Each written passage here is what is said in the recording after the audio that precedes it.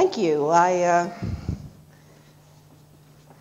not sure if I can see this under here. I may have to wander out there.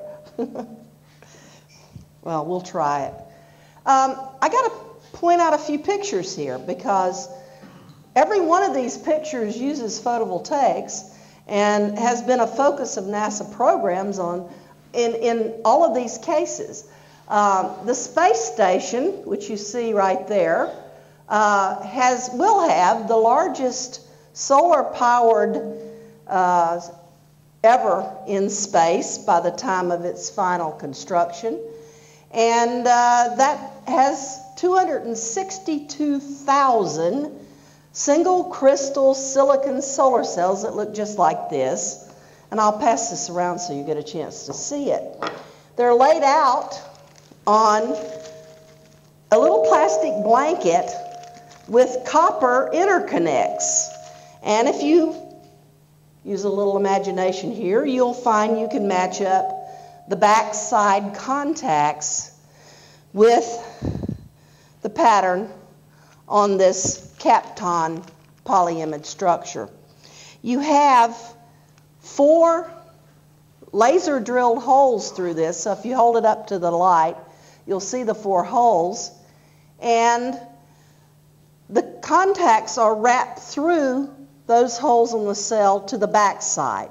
So you've got essentially, when this is in sunshine, you've got the equivalent of a battery with a plus side and a minus side. And we're going to talk a little bit more about that as the day progresses. Now you might wonder a little bit about what a blimp is doing there. It's an airship, and there is a lot of interest currently in NASA in looking at these kinds of powered airships for upper atmospheric studies. Now, it's a lot of real estate. This thing is huge. Just imagine rolling out a solar cell blanket on top of it to use as power for the airship. And we've done a lot of work actually looking at the application for that particular case. And believe it or not, we've actually flown this. It's an entirely electric aircraft. It is powered by cells on the top wings, and these are electric motors that actually provide the thrust necessary for the aircraft. The motivation for that, well, there's several motivations for that. Again, upper atmospheric research where they can have this stay up. If you use it in conjunction with a fuel cell, for example, where you have some storage, you can envision leaving it up for quite a long time. We are now at NASA, according to the President's program as he announced it in 2004, we are going back to the moon. Of course, the President's changing. Who knows what the next one will do.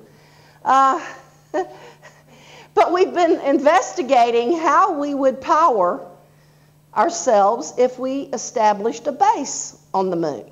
Now, of course, you know that the moon has a few problems for solar power.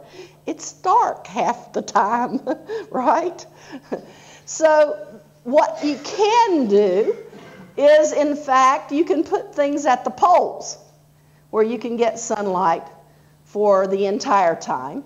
And last but not least, we'd like to go back to Mars. And I will spend a little bit of time talking about that. We have some studies that our group is doing on the Mars rovers, previously on the Pathfinder rover that landed in 1997. And also one of our scientists is working with the current Mars exploration rovers, Spirit and Opportunity, that are still, believe it or not, roaming the planet 4 years after their landing in 2004, and what was theoretically a 90-day mission.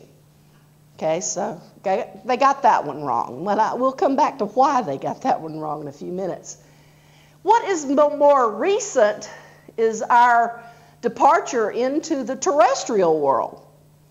We now have, and this is under construction as we speak, a concentrating system. This is the photovoltaic research building right behind this picture here.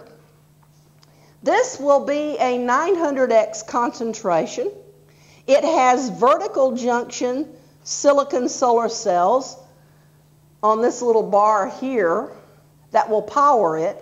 It is water cooled, and then the cooling water will theoretically run back into the building's heat power. This is grid interconnected with the building, and so whatever electricity we generate, we will either use or essentially sell back to the grid.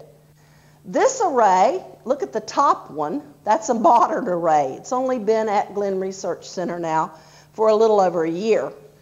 It is a 2 kilowatt polycrystalline silicon cell array, and it is just grid tied into the building behind it to provide power, again, for the building, and if there is excess, back to the utility. The bottom arrays here, this was a photovoltaic test bed that was built in the 1970s. These are Arco solar panels, crystalline silicon. Each of these panels, just take one little slice here, is 4.3 watts.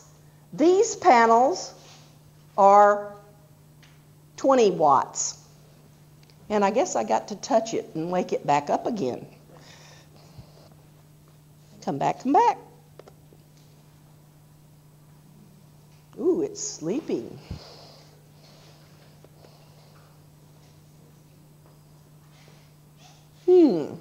Strange. Yes, well, interesting arrangement. Not coming up on your either. Yeah, I'm quite, there it is, it came back. These terrestrial rays are a result of a presidential mandate. Mind you, another one of those federally unfunded mandates that they put out often to the educational world. They have now put out for NASA. NASA is the single largest, well, the government, I guess, not just NASA, but the government as a whole is the single largest user of electricity in the country. And so there has been an edict given by the president that we will turn green, right? Of course, the problem is we have no way to fund these systems. So little by little, we're putting them up when we can get the resources to do so. So this 2 kilowatt array represents an effort that NASA is making as an agency to become a little more green and environmentally conscious. So, having said all that, let's go more specifically to the solar cell. Now, it won't hurt you. It's a little bit of math.